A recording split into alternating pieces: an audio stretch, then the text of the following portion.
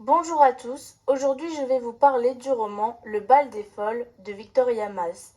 J'ai été très attirée par la couverture, sombre et poétique à la fois.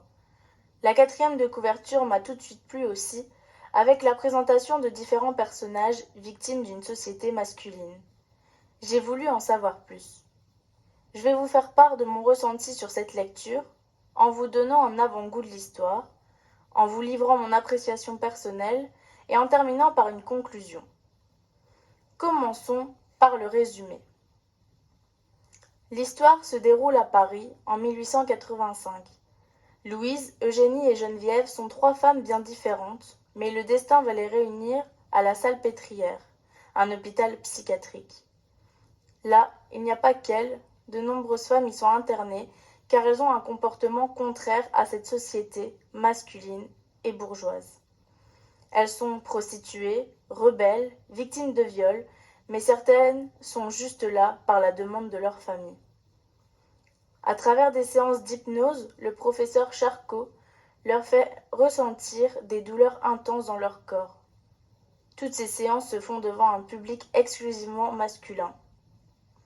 Charcot les expose comme des bêtes de foire lors du bal de la mi-carême. Le tout Paris y assiste, se divertissant du milieu de folles qui défilent déguisées et costumées. Mais lors de ce bal, une aliénée s'évade de la salpêtrière. Qui est-elle? L'a-t-on aidée? Comment a-t-elle fait pour s'évader avec toutes ces infirmières qui les surveillent non-stop? Pour répondre à toutes ces questions, je vous invite à lire ce livre. Passons maintenant à mon avis personnel. J'ai adoré ce livre.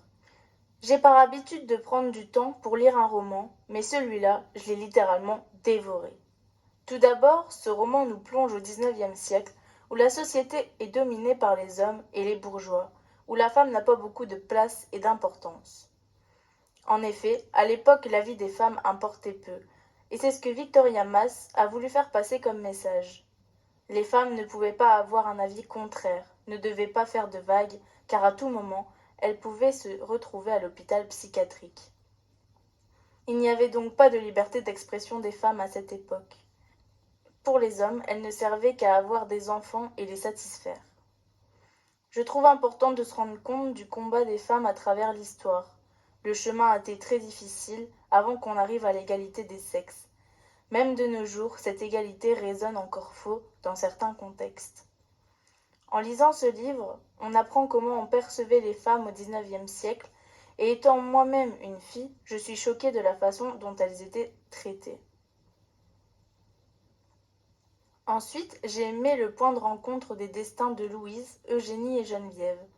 Au début, on découvre petit à petit chacune d'elles. Elles vivent dans des lieux différents et ont des statuts différents. Au fur et à mesure de la lecture, on voit les chemins de ces trois personnages se rejoindre pour former une complicité, une solidarité.